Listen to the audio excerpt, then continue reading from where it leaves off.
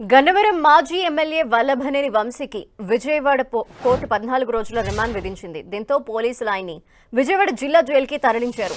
ఆయనతో పాటు నిందితులుగా ఉన్న లక్ష్మీపతి, కృష్ణప్రసాద్ కి కూడా న్యాయమూర్తి 14 రోజులు రిమాండ్ విధించారు. వంశీని నిన్న ఉదయం హైదరాబాద్ లో అరెస్ట్ చేసిన కృష్ణలంక పోలీసులు రాత్రి విజయవాడ కోర్టులో హాజరుపరిచారు. ప్రభుత్వం తరపున వీరగంధం రాజేంద్ర ప్రసాద్, వంశీ తరపున పొన్నవోలు సుధాకర్ రెడ్డి వాదనలు వినిపించారు.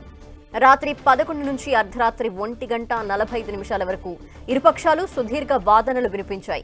అయినా వాదనలు కొలిక్కి రాకపోవడంతో న్యాయమూర్తి అదనంగా మరో అరగంట పాటు వాదనలు విన్నారు.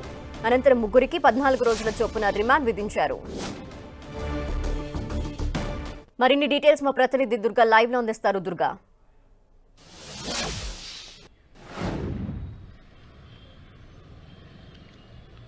గన్నవరం మాజీ ఎమ్మెల్యే వల్లభనేని వంశీకి నిన్న కోర్టు 14 రోజుల రిమాండ్ విధించింది. ఏదైతే ఎస్సీ ఎస్టీ అట్రాసిటీ కేసుతో పాటు కిడ్నాప్ కేసులపైన అరెస్ట్ చేసినటువంటి వంశీని నిన్న ఉదయం నుంచి కూడా హైదరాబాద్ నుంచి తీసుకొచ్చారు. మధ్యాహ్నం 1 గంట నుంచి దాదాపు 8 గంటల పాటు కృష్ణలంక పోలీస్ స్టేషన్లో పోలీసులు విచారణ చేశారు. అయితే ఎస్సీ ఎస్టీ అట్రాసిటీ కేసు అంటే ఏదైతే సత్యవర్ధన్ ఉన్నారో సత్యవర్ధన్ని కిడ్నాప్ చేశారంటూ తన సోదరుడు కిరణ్ ఇచ్చినటువంటి ఫిర్యాదు మేరకు కేసు నమోదు చేశారు. అయితే ఈ కేసులో అరెస్ట్ చేసినటువంటి వంశీని గతంలో ఉన్నటువంటి కేసు ఏదైతే గన్నవరం టీడీపీ కార్యాలయం పైన దాడి అంశానికి సంబంధించి కూడా వాళ్ళు కీలకమైనటువంటి విషయాలన్నీ కూడా వల్లభనేని వంశీ నుంచి సేకరించినట్టుగా తెలుస్తుంది. అయితే వల్లభనేని వంశీని కూడా ఈ విషయాలన్నింటికి సంబంధించి పూర్తిగా ప్రశ్నలు వర్షం అయితే పోలీసులు కురిపించినట్టుగా మనకి సమాచారం వస్తుంది. దాదాపు 8 గంటల పాటు కృష్ణలంక పోలీస్ స్టేషన్లో వివిధ దశల వారీగా విచారణ అనేది చేసిన తర్వాత ప్రభుత్వ ఆసుపత్రికి తీసుకెళ్లి వైద్య పరీక్షలు కూడా నిర్వహించిన అనంతరం విజయవాడ 4th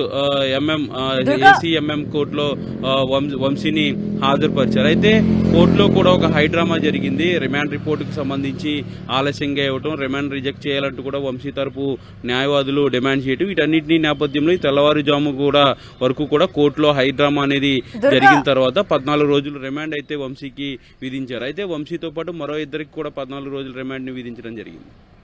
సుదీర్ఘ వాదనలు అయితే అర్ధరాత్రి జరిగాయని తెలుస్తోంది. అంతేకాకుండా ఎక్కడ కొలిక్కి రాకపోవడంతో ఇంకో అరగంటను కూడా ఈ వాదనలు వినిపించడంలో ప్రొసీజర్ ని పొడిగించారు. మరి ఏం జరిగింది? ఆ వాదనలు వినిపించడంలో కూడా ఇరుపక్షాల సైడ్ నుండి ఏం చెప్పారు?